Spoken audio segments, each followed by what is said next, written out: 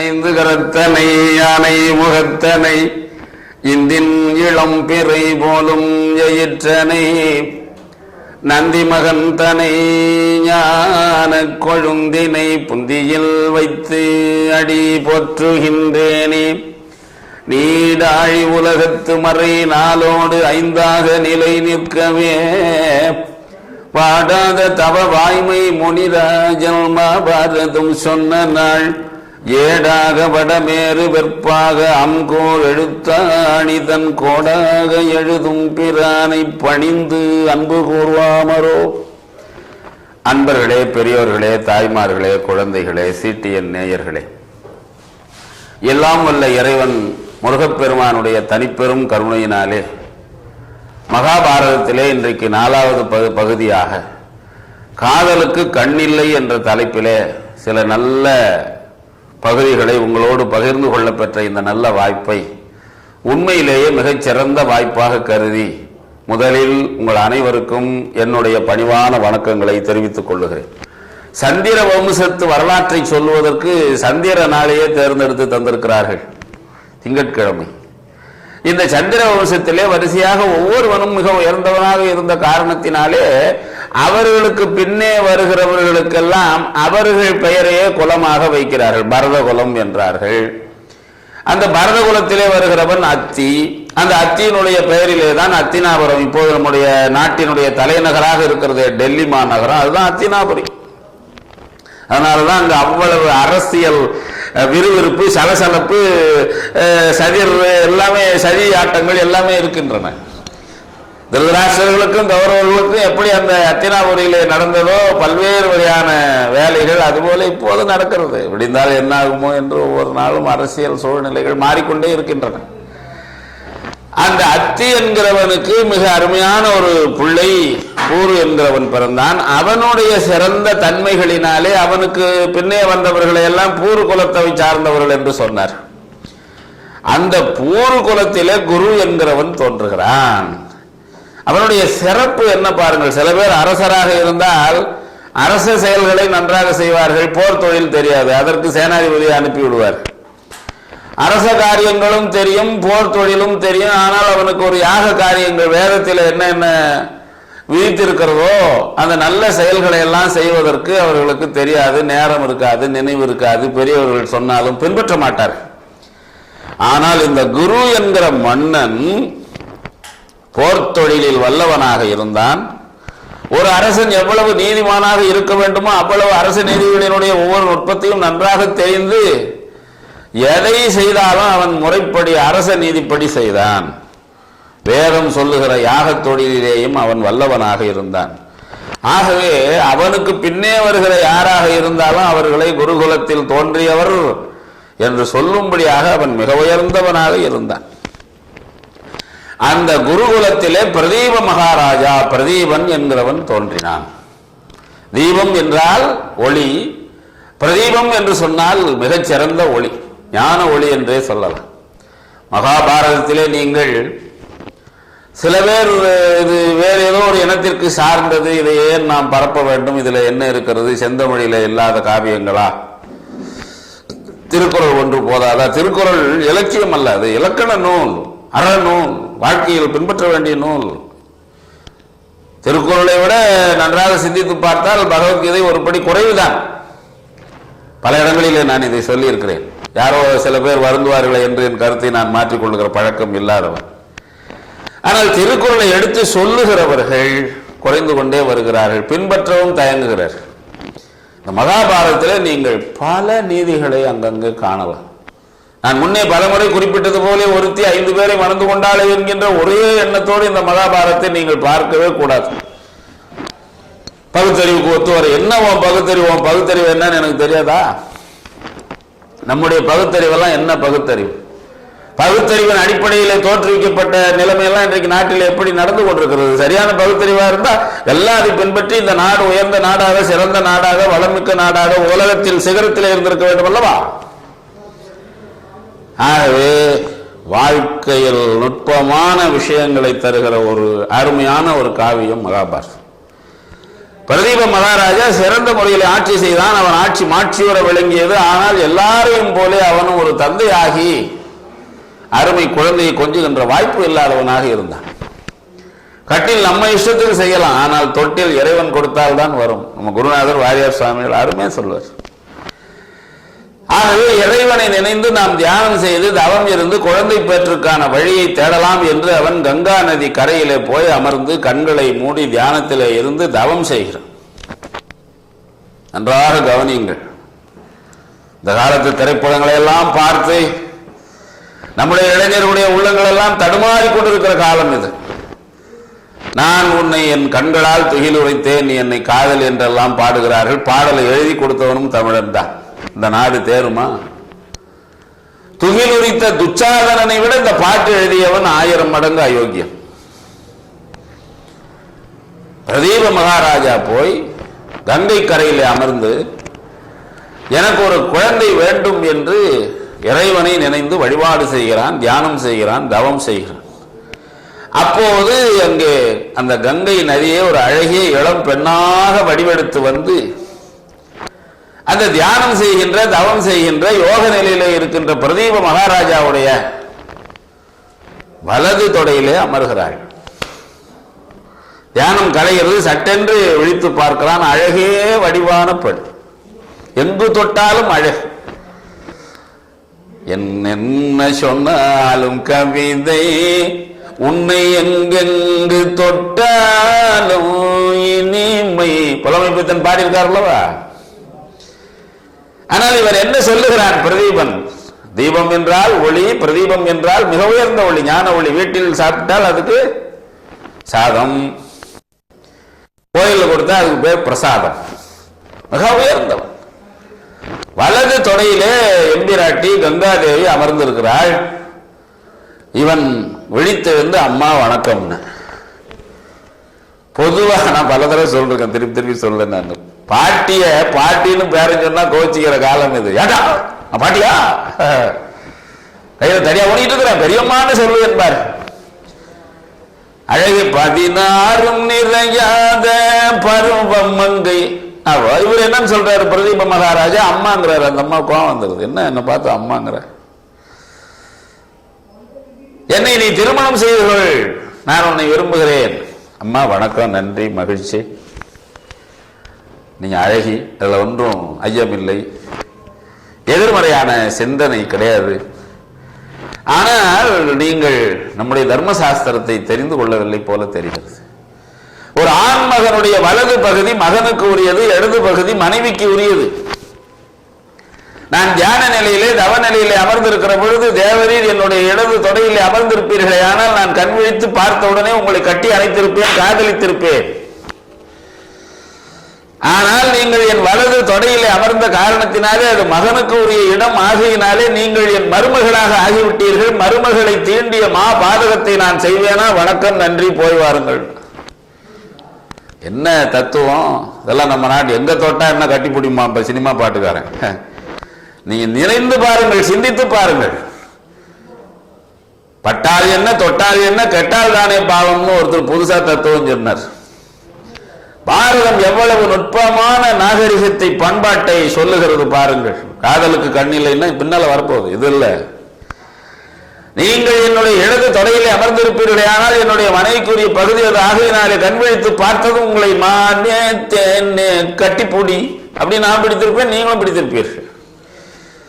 ஆனால் நீங்கள் என் வலது தொடையிலே அமர்ந்த காரணத்தினாலே என்னுடைய மகனுக்குரிய பகுதி அது ஆகையினாலே நீங்கள் எனக்கு மருமகளாக ஆகிவிட்டீர்கள். மருமகளை நான் தொடுவேனா? பாவம் அல்லவா?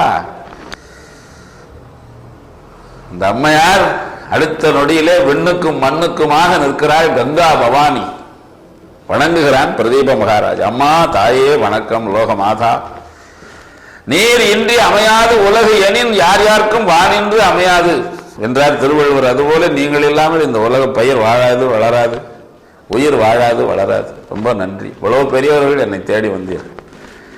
பிரதீபா, நீ உயர்ந்தவன், சிறந்தவன், மேலானவன், ஒழுக்க சீலன். உன்னுடைய ஒழுக்கத்தை, தவத்தை நான் சோதித்து பார்ப்பதற்காகத்தான் வேண்டும் என்றே வலது தொடையிலே அமர்ந்தேன். நீ என்னை வாரி அணைத்திருந்திருப்பாயானால் உன் தலை சுக்கு நூறாக உடைந்து போயிருக்கும், பொடி பொடியாக ஆகியிருக்கும். நீ ஒழுக்கத்தில் சிறந்தவன். ஆகவேதான் தர்ம நியாய முறைப்படி என்னை நீ மருமகள் என்று கருதினாய். நீ மிக உயர்ந்த உன்னதமான வாழ்க்கை வாழ வேண்டும். நீ விரும்பியவாறே நான் உனக்கு மருமகளாக கட்டாயம் வந்து வாழ்வேன். நீ வாழ்க வாழ்க என்று வாழ்த்திவிட்டு கங்காதேவி மறைந்து விடுகிறாள். சில காலம் கழித்து அந்த பிரதீப மகாராஜா தன்னுடைய தவத்தின் பயனாக ஒரு அருமையான பையனை பெற்றெடுக்கிறார், ஆண் குழந்தை பெற்றெடுக்கிறான். அவனுடைய அன்பு மனைவி கருவுற்று 10 மாசம் சுமந்து உயர்ந்த ஆண் குழந்தையை தருகிறாள். அவன் நாளொரு மேனியும் பொழுதொரு வண்ணமாக வளர்கிறான்.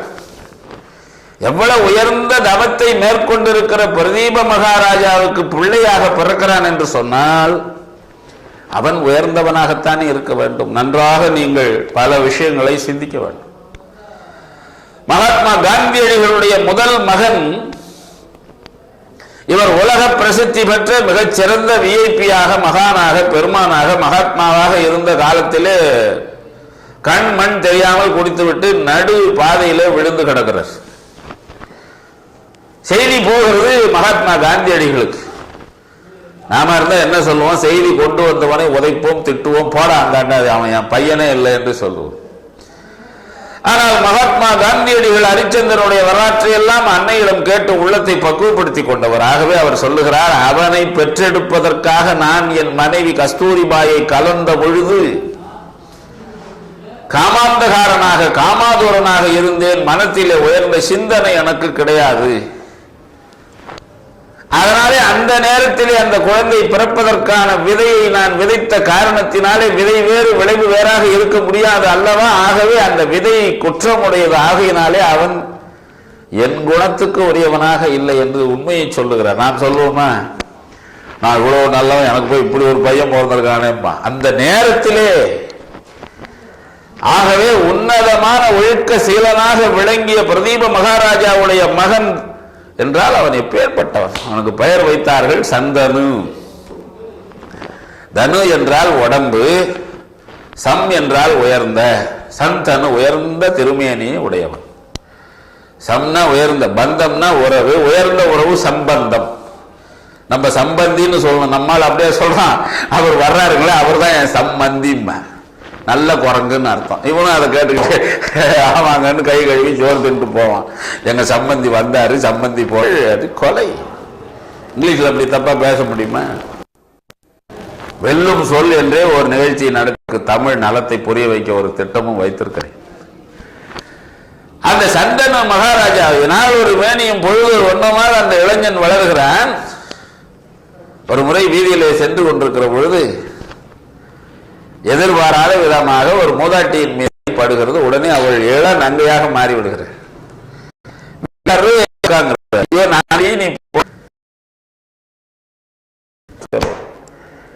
சென்று விடுகிறார்கள். அவர் ஒரு தொழு நோயாளியை பார்க்கிறார் சந்தனு மகாராஜா. அதை தொடுகிறார். அந்த தொழு நோயாளி, தொழு நோய் தீர்கிறது. நாமளே ஒருத்தர் தொட்டா உங்க ரொம்பலாம் சொன்னா நீங்க வந்து மனம் நல்ல ரீல் விடுறாருன்றீங்க.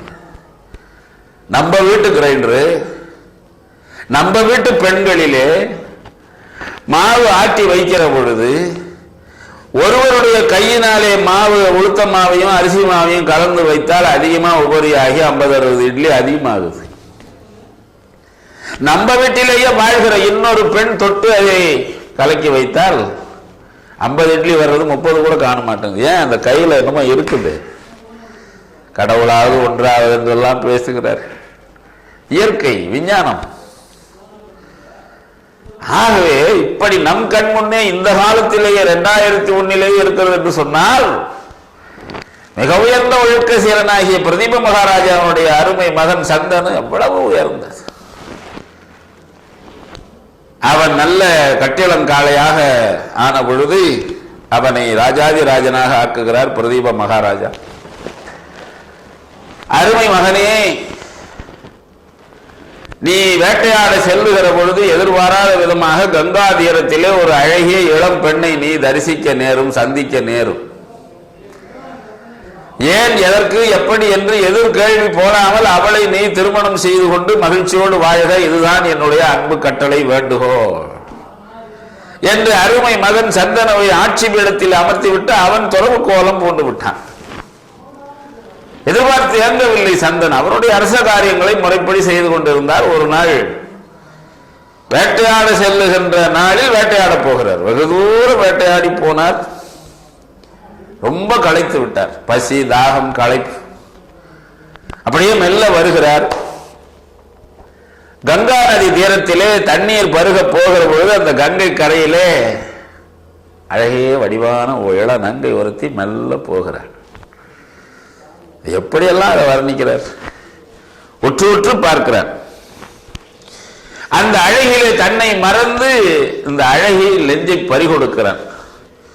வையக மடந்தைகொள் வரை மடந்தைகொள், வையக மடந்தைகொள் வரை மடந்தைகொள், செய்ய பங்கைய மலர் திருமடந்தைகொள், துயவள் கலைவித சொல் மடந்தைகொள், ஐயமுற்றனன் இவள் ஆர்கொள் என்னவே. பூமாதேவியோ, மலை மகளாக மலை வளர் காதலி பெண்ணாக விளங்கக்கூடிய அந்த உமா மகேஸ்வரியோ,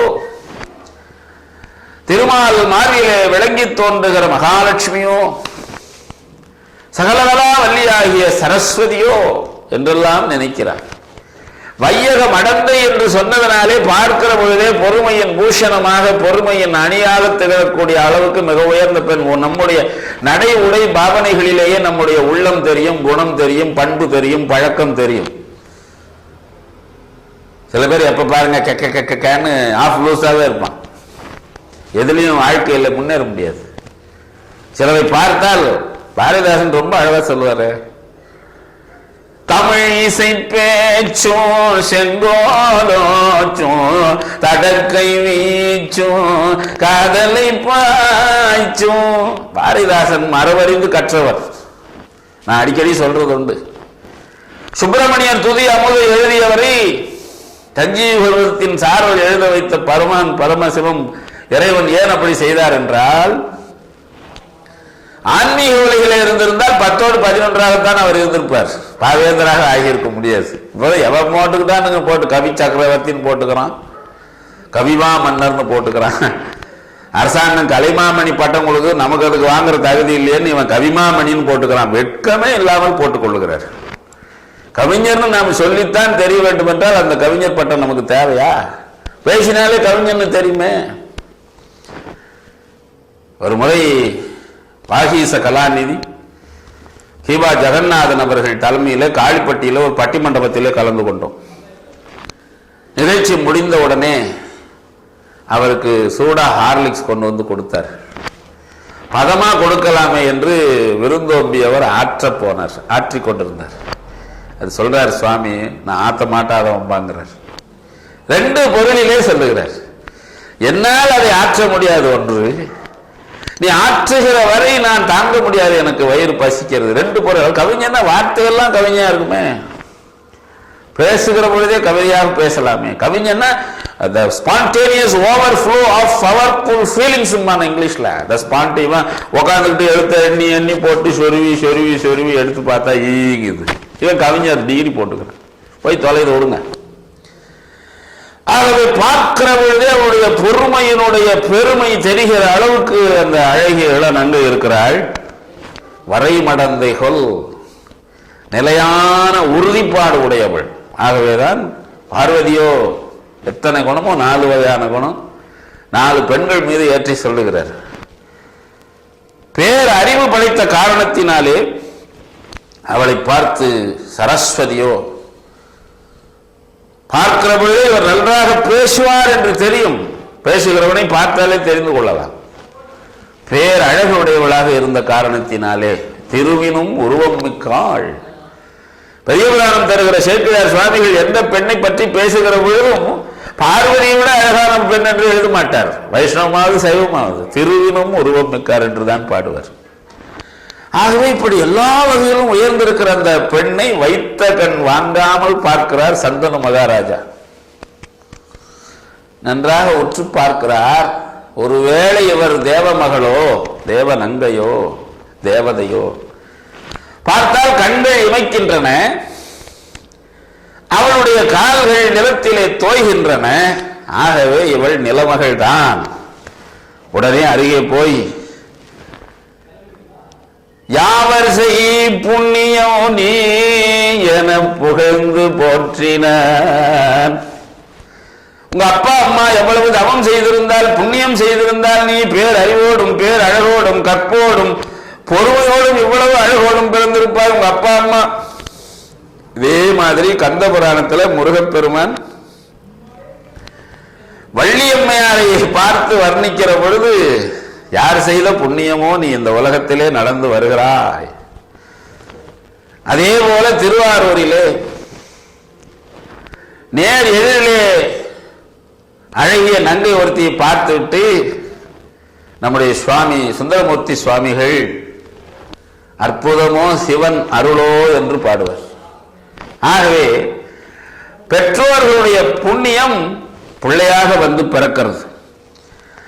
யார் என்று கேட்கிற உடனே அவள் நான் கங்காதேவி, கங்கை பெண் என்று சொல்லுகிறாள். அவள் ஒரு மனசுக்குள்ள அவளுக்கு பழைய காட்சிகள் எல்லாம் ஓடுகின்றன. நாம் யார், இவர் யார், ஏன் நம்ம இவர் வந்து சந்திக்கிறார்?